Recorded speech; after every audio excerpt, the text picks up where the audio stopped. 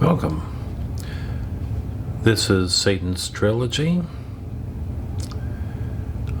I am the author, and I am the narrator. This is the beginning of Chapter 3 in Book 1, and it's reading number 14.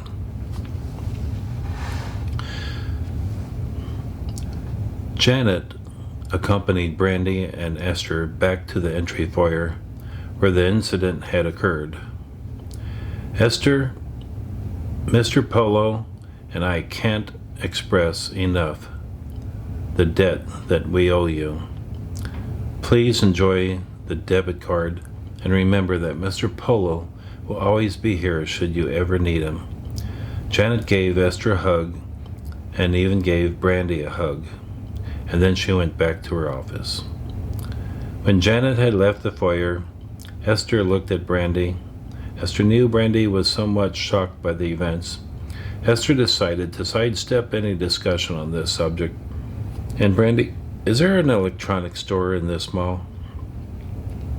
Brandy was feeling a bit elated and in awe of the happenings.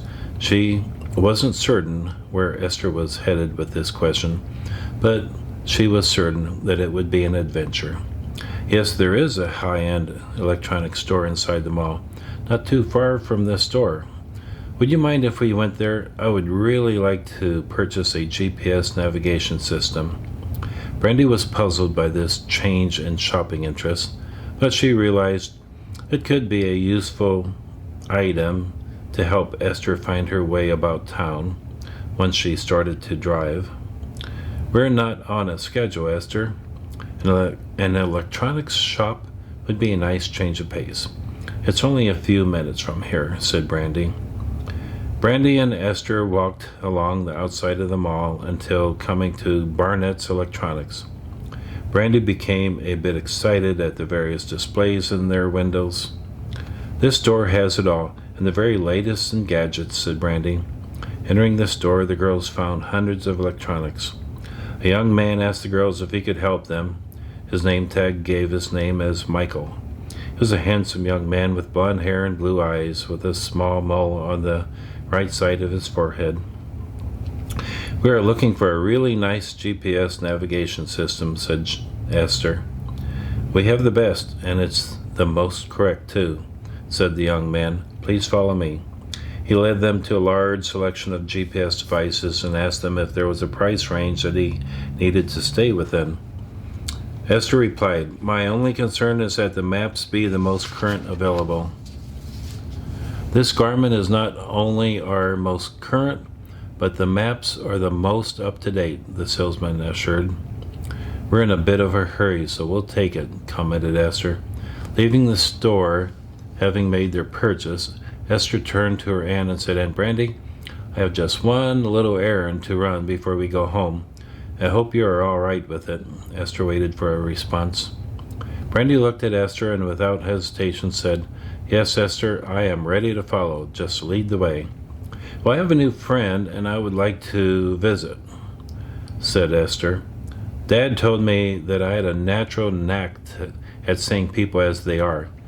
I can look at someone in a few matter of seconds, tell you if they are a decent person, bad person, or an evil person. Do you believe in evil, Aunt Brandy? Esther paused for a moment while Brandy considered the question. Esther decided to continue. Aunt Brandy, I can look at some people and determine whether or not they are evil, not just bad, but evil. Again, Esther waited for Brandy to respond, but Brandy was somewhat lost at what Esther was trying to explain. At the monasteries where I grew up, people were very aware of evil. At an early age, I could see through the facade that some people wear and determine their true identity. Esther looked into her Aunt Brandy's eyes and explained, I only say this because a man I would like to visit is a good person. He needs a friend. Brandy finally understood what Esther was saying. This sparked a memory back to when her brother tried to warn her about some of her friends. He always knew which friends of Brandy's would lead her into trouble. Brandy finally responded, Esther, you must have inherited this ability from your dad, because he tried to warn me many times while growing up about some of the people I was spending time with. He warned me that if they would lead me into trouble. Brandy looked at Esther, and he was always right. I eventually learned to trust your dad's advice and judgment concerning others. I have never been able to understand people and why some can't be trusted. That's one reason I have trouble opening up to others. I never know who to trust. Esther understood what Brandy was saying and commented, You need not to trust in others as much as you do yourself, said Esther. It seems that I look like my mom, but I have my dad's skills and qualities. These are traits that I value with my life. Esther was looking serious for the moment. Finding a true friend is a wonderful thing.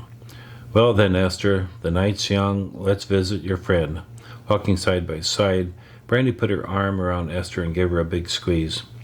Brandy unlocked the car nearly 100 feet away. The car made a chirping sound. Brandy was really enjoying the amenities that this car offered. She was like a child with a new toy, and the excitement made her giddy. Once in the car, Esther opened the GPS and quickly hooked it up. In seconds, Esther had entered an address, and the electronic voice started to give directions to their destination.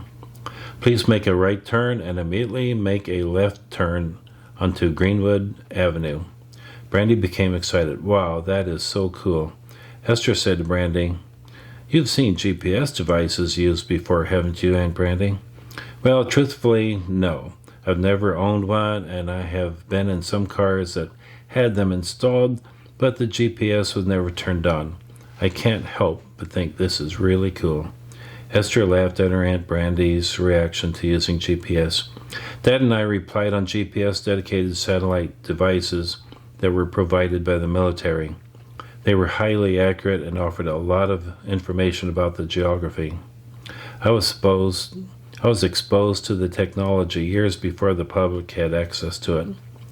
Esther was watching Brandy's eyes just dance about as she was following the GPS directions. This was a very big day for Brandy.